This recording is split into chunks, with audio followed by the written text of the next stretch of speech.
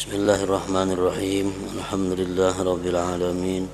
Wa bihi nasta'in ala umuri dunya waddin. Salatu wassalamu ala asyrafil anbiya wal mursalin sayyidina wa habibina Muhammadin wa ala alihi wa ashabihi ajma'in. Qala al-musannif al-imam hujjatul Islam Abu Hamid Muhammad bin Muhammad al-Ghazali rahimahullah wa nafa'ana bi ulumihi. Wa amma thamaratul fikri fahiyal ulumu wal ahwalu wal a'mal walakin thamaratuhul khassah al ilmu la ghair. Na'am idha hasala al ilmu fil qalbi taghayyara halul qalbi wa idha taghayyara halul qalbi taghayyarat a'malul jawarih wal amalu tabi'ul hal wal halu tabi'ul ilmi wal ilmu tabi'ul fikri. Wal fikru idzan huwal mabda'u wal miftahu lil khairati kulliha wa hadha huwa alladhi yakshifu laka an fadilati tafakkur wa annahu khairun min az-zikri wat tazakkur li'anna al-fikra zikrun wa ziyadah wa zikrul qalbi khairun min amalil jawarih bal syaraful amal lima fihi min az-zikri. Fa idzan at-tafakkuru afdalu min jumlatil amal walidzalika qila tafakkuru sa'atin khairun min ibadati sanatin ila akhir.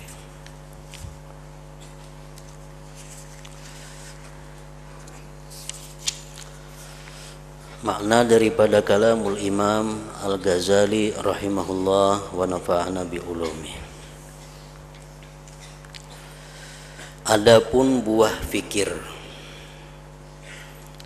adapun buah daripada tafakkur, faidahnya tafakkur, maka itu adalah ilmu pengetahuan. Berpikir membuahkan ilmu pengetahuan. Ahwal dan amal perbuatan. Dengan berpikir kita dapat ilmu, dengan ilmu timbul satu keadaan, dari satu keadaan itu maka timbullah satu perbuatan. Tetapi buahnya tafakkur yang khusus adalah ilmu, tidak yang lain. Berpikir dapat ilmu.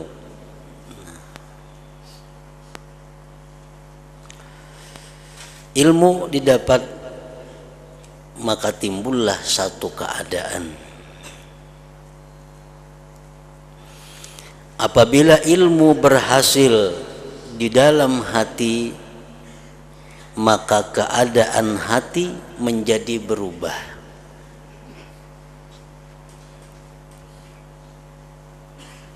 Apabila kita mendapat satu ilmu, otomatis hati kita berubah. Dan apabila keadaan hati berubah, maka amal perbuatan anggota berubah juga. Karena itu mengiringi.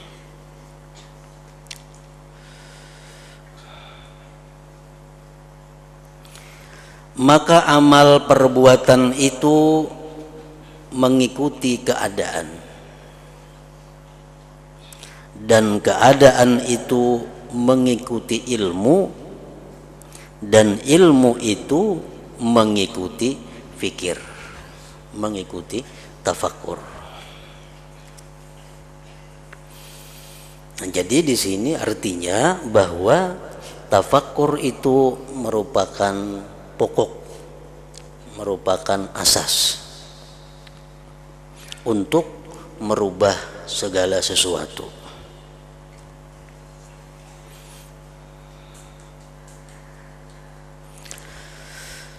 Jadi pikir tafakkur adalah permulaan dan kunci bagi segala kebaikan semuanya.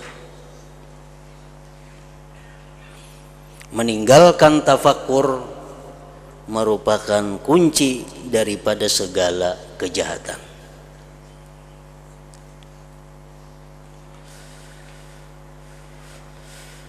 Nah, oleh karena itu, andai kata manusia itu mau bertafakkur, berpikir tentang dosa, tentang satu maksiat. Andai kata manusia kita mau berpikir tentang maksiat, maka pasti kita menjauhi maksiat itu. Bisa karena takut atau karena malu kepada Allah Subhanahu wa ta'ala. Nah, kenapa kita memperbuat dosa? Karena kita kada tafakkur sebelumnya.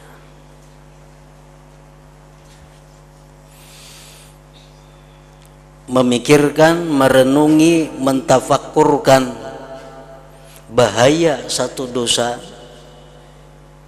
mengakibatkan kita berjauh daripada dosa itu. Andai kata kita mau tafakkur, niscaya kita lebih mengutamakan hal-hal yang sifatnya akhirat daripada hal-hal yang sifatnya dunia. Andai kata kita mau tafakkur. Karena kita kada tafakkur, karena kita kada berpikir, lalu kita mengutamakan dunia daripada akhirat. Jadi tafakkur itu merupakan kunci segala kebaikan. Kenapa kita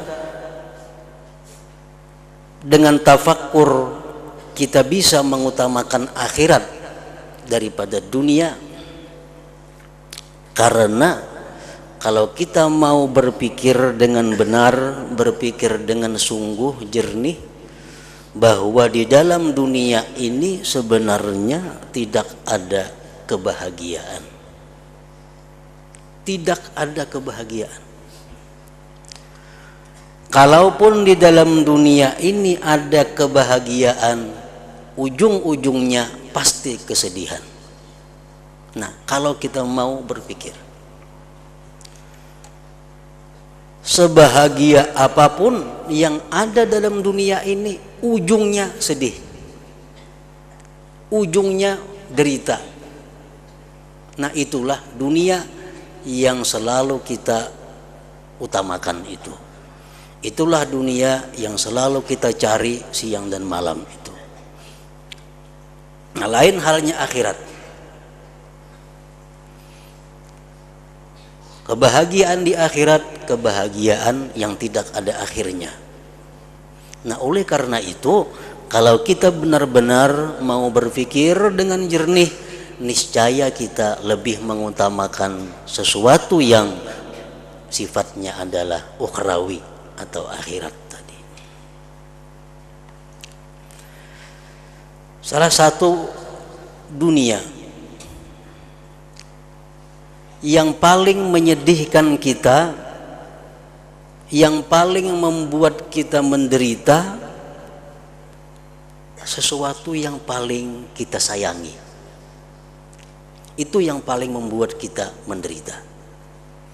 Nah, ini dunia. Makin sayang kita dengan sesuatu itu, maka sesuatu itu nantinya akan membuat sangat menderita. Makin kita kurang sayang dengan sesuatu itu, maka makin kurang kita menderitanya.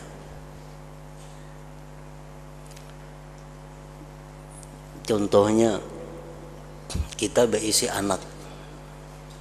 Anak ini paling kita sayangi. Paling bahagia kita bila di dekat itu anak. Anak pasti mati. Atau kita mati. Nah, di saat kita berpisah dengan anak yang paling kita sayangi itu, kita sangat menderita. baik kita yang memisahi anak atau anak yang memisahi kita, maka pasti kita akan berpisah. Pasti akan berpisah.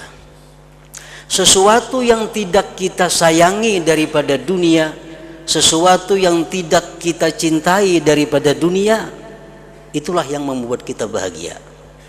Ujungnya, akhirnya, kita kada senang lawan sesuatu itu, kada katuju lawan sesuatu itu, hendak dibuang kada kawa, hilang inya, nah senang hati kita, senang hati kita. Nah itulah gambaran daripada dunia. Sesuatu yang paling kita benci, itulah yang ujungnya paling menyenangkan kita. Sesuatu yang kita cintai, itulah yang paling membuat kita menderita, membuat kita sedih. Itu gambaran daripada dunia ini. Jibril berpesan kepada Rasulullah sallallahu alaihi wasallam, ahbib man cintailah orang yang kamu cintai, fa innaka mufariquh, engkau selagi akan berpisah akan dia. Barang sayang lawan barang ini kita, maka kita pasti berpisah lawan barang nih. Bila kada kita nang misahi atau barang itu nang misahi kita, satu saat pasti. Nah di saat kita berpisah itu sangat sedih kita, sangat menderita kita, karena kita kada bisa lagi dekat dengan barang itu, kada bisa lagi menyentuh barang itu. Nah makanya apabila kita berpikir dengan jernih, berpikir dengan benar, kita pasti mengutamakan ukhrawi daripada duniawi ini. Itu hanya di dalam dunia, apalagi di akhirat kaina. Apakah mencelakakan kita yang kita sayangi itu belum tahu lagi. Di dunia aja yang kita cintai itu ujungnya pasti membuat kita sedih. Nah, jadi andai kata kita mau berpikir tentang dunia, tentang akhirat, pasti kita mengutamakan akhirat daripada dunia. Andai kata kita mau berpikir tentang keutamaan taat, tentang pentingnya ibadah, niscaya kita sungguh dan memperbanyak ibadah itu sebanyak-banyaknya. Andai kata kita mau berpikir dengan jernih. Kenapa kita beribadah ini malas, kita beribadah ini seadanya, beribadah ini seadanya aja? Karena kita kada berpikir. Andai kata kita berpikir dengan jernih, dengan benar, niscaya kita sebanyak-banyaknya mengumpul ibadah. Nah makanya tadi tafakkur itu adalah kunci bagi segala kebaikan semuanya. Seorang manusia, andai kata dia berpikir dengan jernih, dengan baik, niscaya manusia ini bakti, menurut, patuh kepada kedua orang tuanya. Kenapa manusia ini kadang-kadang durhaka kepada ibu bapaknya, menyakiti hati kedua orang tuanya? Karena si manusia ini kada berpikir, kada memikirkan firman Allah, kada memikirkan hadis-hadisnya Rasulullah, sehingga dia kurang ketaatannya kepada orang tua, bahkan bisa dia durhaka kepada kedua orang tua. Andai kata dia mau berpikir tafakkur bagaimana Rasulullah Shallallahu Alaihi Wasallam menegaskan bahayanya orang yang durhaka kepada kedua orang tua, niscaya ini manusia menjadi orang yang bakti kepada orang tua. Rasulullah Shallallahu Alaihi Wasallam bersabda, salasatun la yaqbalullah azza wa jalla minhum sarfan wala adla. Ada tiga, ujar Nabi kita, tiga golongan yang mana Allah tidak menerima daripada golongan itu ibadah sunat dan ibadah wajib. Pertama, akun, orang yang durhaka kepada orang tua.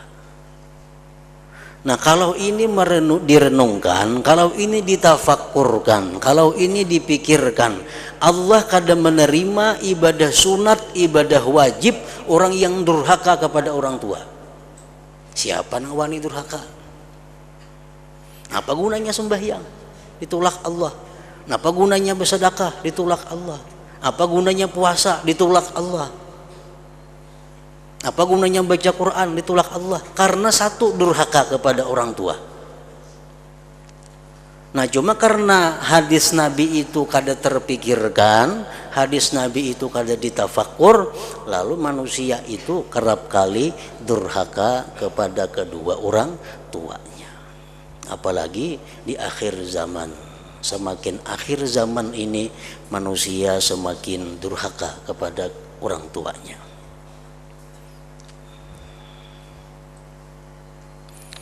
Nah, demikian halnya tadi tafakkur adalah kunci segala kebaikan seorang perempuan. Andai kata dia berpikir dengan jernih tentang hadis-hadis Rasul, tentang perkataan-perkataan para sahabat dan tabi'in, perempuan-perempuan ini berpikir perkataan-perkataan mereka tadi tentang bagaimana hak suami, bagaimana orang yang durhaka kepada suaminya, apa yang diancamkan Allah kepadanya. Jikalau itu dia berpikir, niscaya perempuan itu tidak ada yang durhaka kepada suaminya. Kenapa perempuan itu durhaka kepada suaminya? Karena kada berpikir. Kada berpikir. Dahulu dikawini, dilamar, diparai, kada berpikir itu. Ya, karena dilamar, siapa yang melamar? Nah, kada berpikir. Kada berpikir lagi tentang hadis Rasulullah.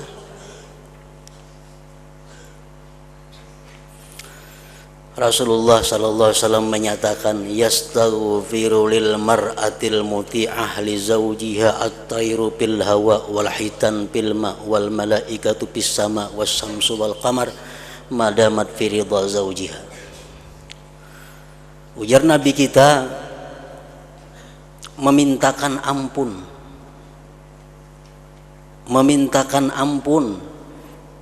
untuk perempuan yang bakti kepada suaminya, burung-burung yang ada di udara, ikan-ikan yang ada di laut, malaikat-malaikat di langit, matahari dan bulan. Semua itu memintakan ampun kepada perempuan itu ke hadirat Allah selama perempuan itu berada dalam ridha zaujiha, keridhaan suaminya. Nah, amun ini ditafakkurkan oleh perempuan, semuaan perempuan akan menjadi perempuan yang bakti kepada suaminya. Tapi kada dipikirkannya itu. Ya kada dipikirkan itu nah. Kada usah beristighfaran lagi gin, berbakti lawan laki gin, sudah burung mintakan ampun, iwak mintakan ampun, matahari, bulan.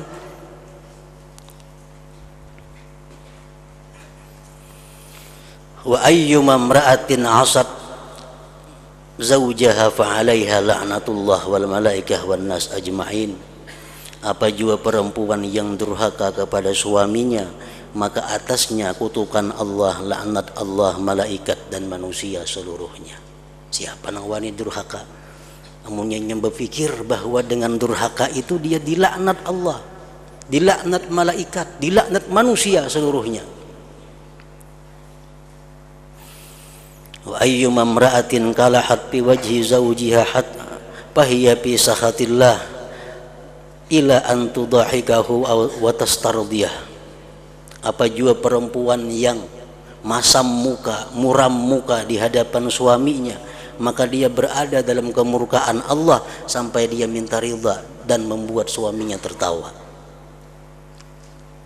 Nah, bila hal-hal itu mau dipikirkan, ditafakkurkan oleh perempuan-perempuan ini, maka perempuan-perempuan itu kada akan berani durhaka kepada suaminya. Jadi tafakkur itu benar-benar merupakan kunci segala kebaikan.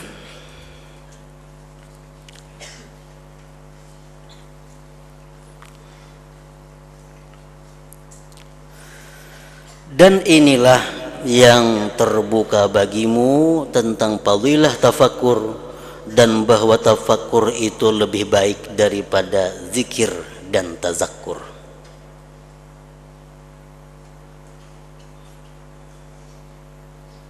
Zikir itu sudah baik luar biasa, tafakkur lebih baik daripada zikir. Rasulullah bersabda, ala unabbiukum bi khairi a'malikum wa azkaha inda malikikum wa arfa'iha fi darajatikum wa khairin lakum min infaqiz zahabi wal warik wa khairin lakum min an talqaw aduwakum fatadribu a'naqahum. Qalu bala, qala dzikrullah, rawahu Ibnu Majah. Ujar Nabi kita, maukah kalian kuhabarkan dengan paling baik amal, paling bersih di sisi Tuhan, paling meninggikan derajat kamu, paling baik bagi kamu daripada memberikan emas dan perak, lebih baik bagi kamu dari bahwa kamu bertemu orang kafir, kau pancung leher mereka. Apa itu wahai Rasulullah? Ujar Nabi, zikrullah, zikrullah, mengingat Allah. Itu paling baik ibadah. Nah, zikrullah yang sebaik itu kalau dibanding dengan tafakkur, lebih baik lagi tafakkur itu. Karena tafakkur itu kunci segala kebaikan. Karena pikir adalah zikir dan tambahan. Nah, tafakkur ini zikir plus. Zikirnya ada, tambahannya ada. Kalau zikir, zikir semata.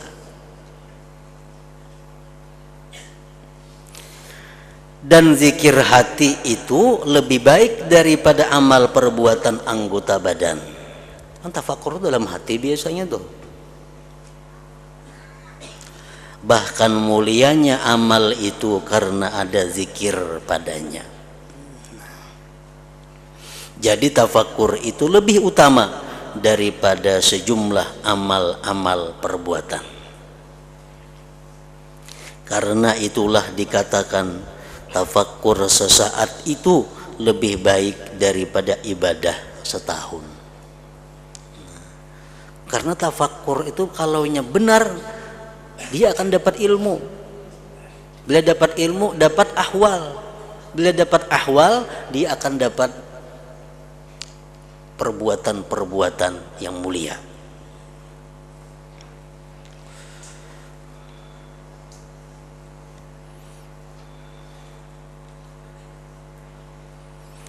Karena itulah dikatakan tafakkur sesaat lebih baik daripada ibadah setahun.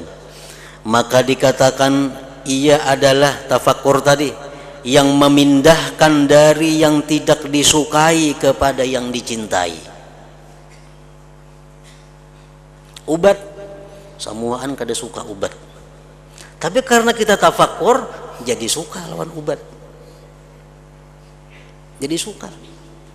Mana pahit, mana larang harganya. Siapa nang sukanya lawan ubat ini tuh. Tapi karena tafakkur, jadi suka dengan obat. Nah, iya, tafakkur adalah memindahkan dari yang tidak disukai kepada yang dicintai, dan dari keinginan dan kerakusan kepada zuhud dan qanaah. Orang ini hubud dunia. Siapa orang yang paling sakit matinya? Orang yang cinta dunia. Paling sakit matinya, walaupun dia ahli ibadah, walaupun dia ahli ilmu, tapi kalau dia cinta dunia paling menderita matinya. Kenapa maka menderita matinya? Kebanyakan nang disayanginya berpisah lawan inya. Motor berpisah, rumah berpisah, itu toko terpisah, kabun terpisah. Padahal sepeda motor sabu aja hilang sudah sakit hati, apalagi bertaan hilang. Siapa yang paling sakit waktu mati? Orang yang paling banyak mencintai dunia. Nah, namun dipikirkan itu, bujur-bujur dipikirkan, akan bisa memindahkan kepada zuhud dan qanaah. Dan dikatakan tafakkur adalah yang menimbulkan musyahadah dan taqwa. Tafakkur adalah yang menimbulkan musyahadah dan taqwa. Nah, musyahadah itu sesuatu keadaan yang tinggi.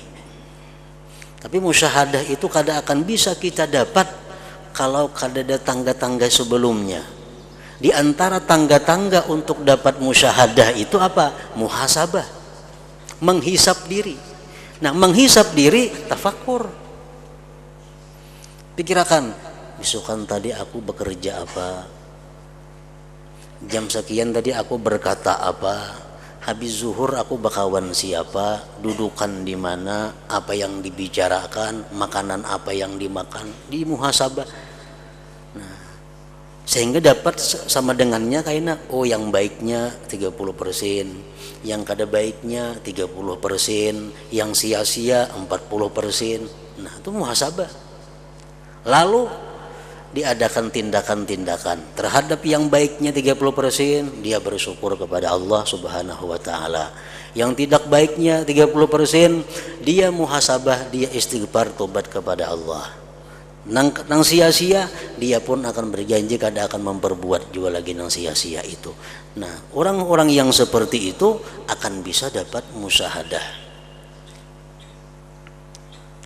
Karena itulah Allah Ta'ala berfirman, la'allahum yattaqun aw yuhditsu lahum dzikra, artinya agar mereka bertakwa atau agar Al-Qur'an menimbulkan pengajaran bagi mereka.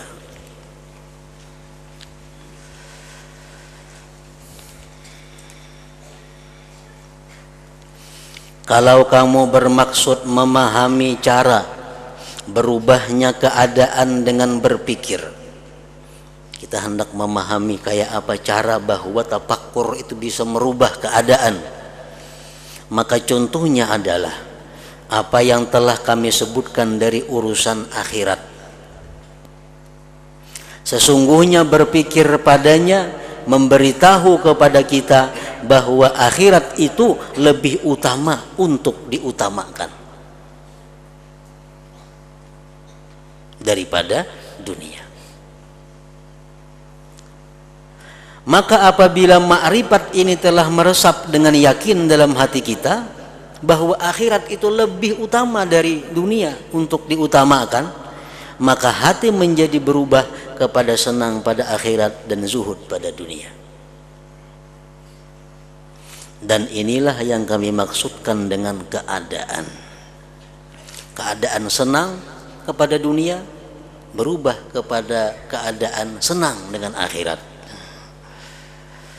Karena keadaan hati sebelum ma'rifat ini adalah cinta dunia, cenderung kepadanya, lari dari akhirat dan sedikit keinginan padanya. Dahulunya kayak itu, dulunya cinta kepada dunia, lari daripada akhirat. Tapi karena dia berpikir, karena dia tafakkur dengan benar, tafakkur dengan jernih, dapat satu ilmu. Apa ilmunya? Bahwa ternyata akhirat lebih utama daripada dunia. Lalu keadaannya pun berubah, dulunya benci kepada akhirat, sekarang berpindah benci kepada dunia. Nah, itu. Kemudian perubahan kehendak membuahkan amal perbuatan anggota badan dalam menjauhi dunia dan menghadapi kepada amal perbuatan akhirat. Maka di sini ada 5 derajat. 1, tazakkur, yaitu menghadirkan 2 ma'rifat dalam hati. Menghadirkan 2 ma'rifat dalam hati ngarannya tazakkur. Lain tafakkur, tazakkur. Kenapa 2 ma'rifat yang dihadirkan?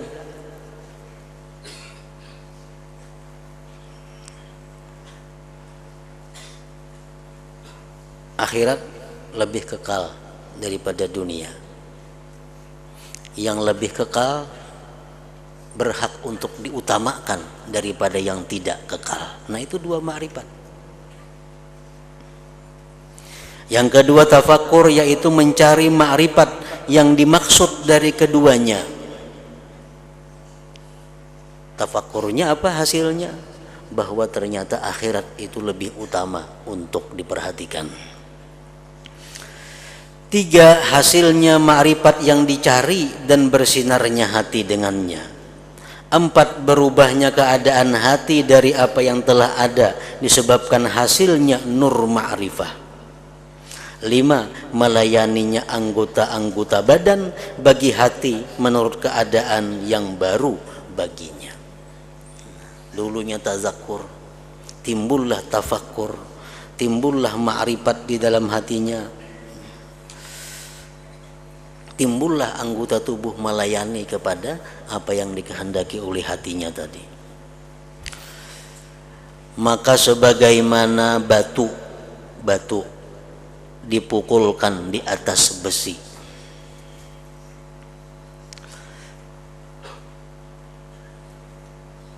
lalu keluar daripadanya api, yang dengannya itu api tempat menjadi bersinar. Hendak nyaman mau umpamakan kurik api, bilah kurik api lawan kotak kurik apinya, begitu dititisakan tak keluar cahaya, lalu teranglah tempat itu. Nah, sesudah terang tempat tadi karena ada cahaya kurik api dititisakan tadi, lalu mata menjadi melihat. Setelah tidak melihat, dulunya gelap gulita karena batu digisangakan kawasi, timbul cahaya, melihat jadinya. Dan anggota-anggota badan bangkit untuk beramal. Begitu melihat, otomatis awak kawa bekerja. Maka demikian pula nur ma'rifah, cahaya ma'rifah, yaitu pikir. Maka pikir itu mengumpulkan di antara dua ma'rifah, seperti dikumpulkan di antara batu dan besi, dan disusun keduanya dengan penyusunan yang tertentu, sebagaimana batu dipukulkan atas besi dengan pukulan tertentu. Maka timbul nur ma'rifah seperti api timbul dari besi, dan hati menjadi berubah disebabkan nur ini, sehingga ia condong kepada apa yang ia tidak condong kepadanya semula, sehingga penglihatan berubah disebabkan cahaya api, maka ia dapat melihat apa yang tidak dilihatnya semula.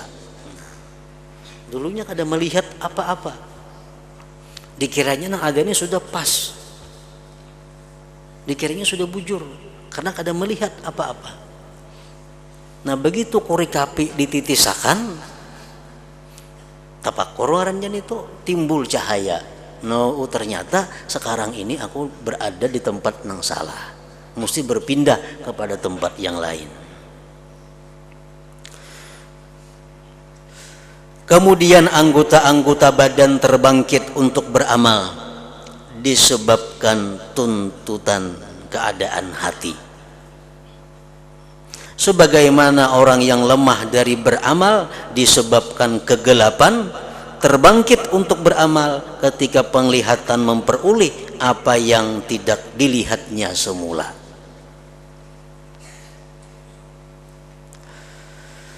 Nah, jadi buah fikir, faidah tafakkur adalah ilmu pengetahuan. Itu ilmu pengetahuan dan ahwal keadaan-keadaan. Dan ilmu pengetahuan itu tidak ada kesudahannya. Ilmu pengetahuan kada ada ujungnya. Makin banyak kita tafakur, makin banyak ilmu yang dihasilkan. Makin dalam kita tafakur, makin dalam yang kita hasilkan. Kada ada kesudahannya. Dan ahwal keadaan-keadaan yang tergambar bahwa berubah-ubah atas hati itu tidak mungkin membatasinya. Perubahan-perubahan hati, perubahan-perubahan keadaan akibat macam-macam ilmu yang datang itu pun kada kawa dibatasi. Hari ini dapat duit 10.000, keadaan kita senang. Esok dapat 20.000, senang lagi. 30.000, senang lagi. Kada ada kesudahannya. Karena inilah jikalau seseorang murid hendak membatasi macam-macam pikiran dan jalan-jalannya, dan bahwa ia pada apa yang dipikirkan, niscaya ia tidak mampu demikian, karena tempat-tempat berlakunya pikiran tidak terbatas dan buahnya tidak berkesudahan. Namun kami, ujar Imam Ghazali, bersungguh-sungguh pada mendhabit, menghinggai tempat-tempat berlakunya pikiran dengan menyandarkan kepada kepentingan-kepentingan ilmu agama, dan dengan dikaitkan dengan ahwal yang menjadi kedudukan makam as-salikin, orang-orang yang menempuh jalan kepada Allah Subhanahu wa ta'ala. Jalan menuju Allah laksana tangga yang ada anak tangganya. Nah, tangga yang pertama contohnya adalah tobat. Tobat itu tangga yang pertama. Seseorang tidak akan bisa mendapatkan keridhaan Allah kalau belum bertobat. Seseorang tidak akan bisa mempunyai derajat yang tinggi di sisi Allah sebelum dia melalui tangga pertama yang namanya tobat itu. Nah, apabila dan kayak apa caranya kita bisa mendapatkan tobat itu?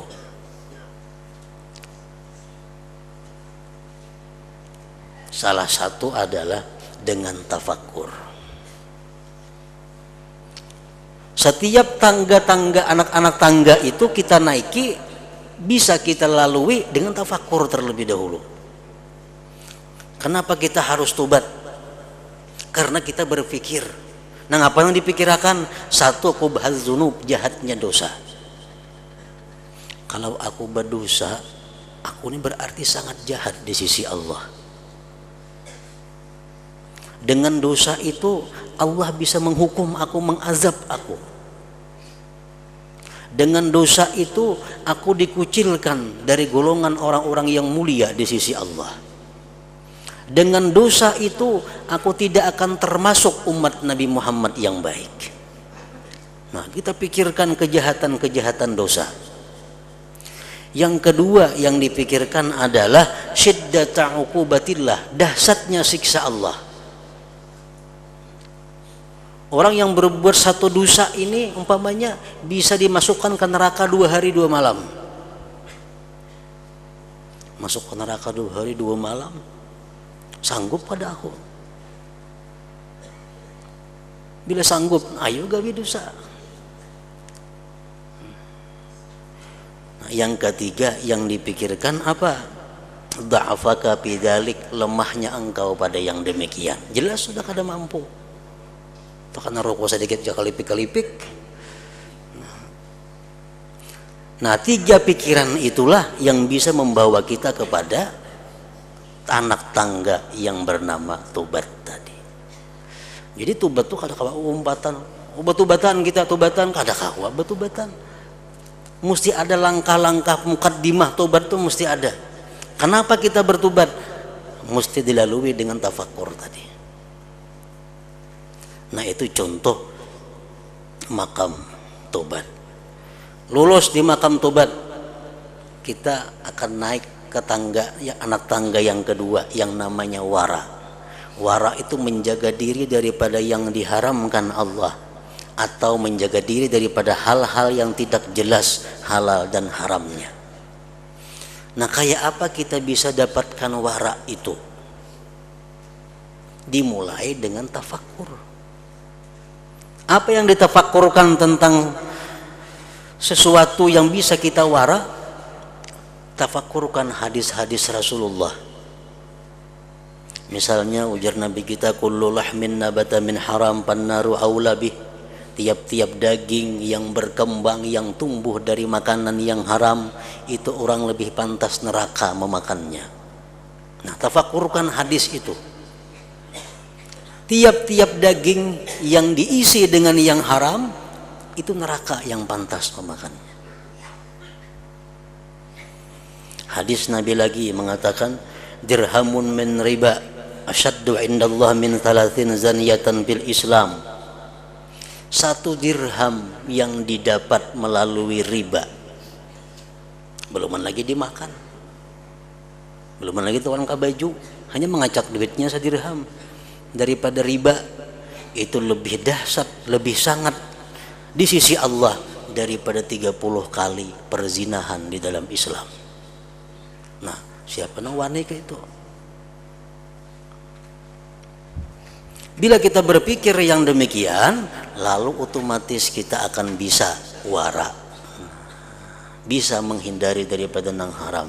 Nah, apa gunanya aku sembahyang segala macam, membacang 30 kali sehari berzina? Lebih sangat, lebih dahsyat daripada itu.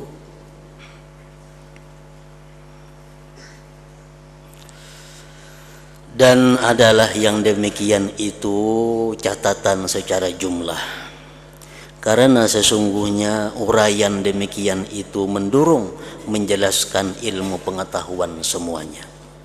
Dan jumlah kitab-kitab ini adalah seperti penjelasan bagi sebagiannya. Sesungguhnya kitab-kitab ini memuat atas ilmu-ilmu, dan ilmu-ilmu diperoleh dari pikiran-pikiran yang tertentu.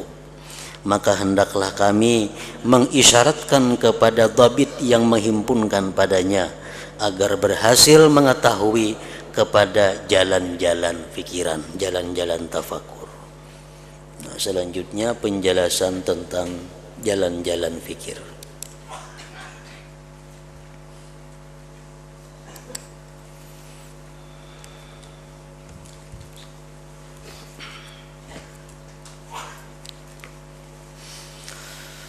Afdalul dzikri fa'lam annahu la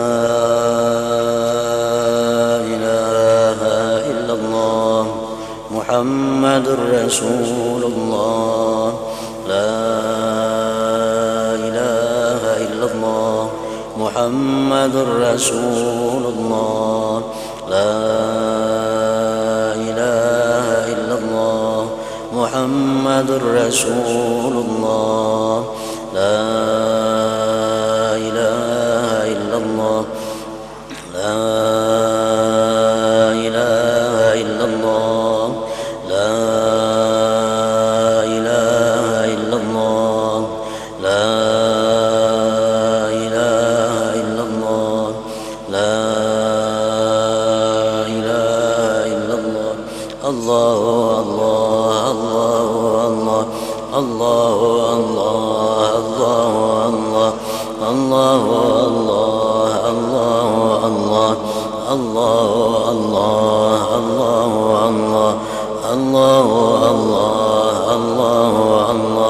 Allahu Allah, Allahu Allah, la ilaha illallah Muhammadur Rasulullah,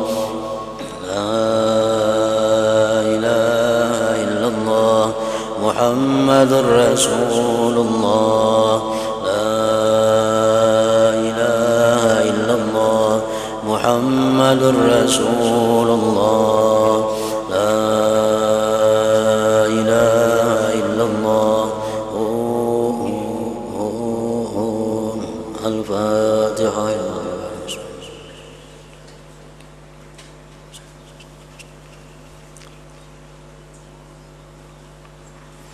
يا أيها الرجل منه شفاعة صلوا عليه وسلموا تسليما.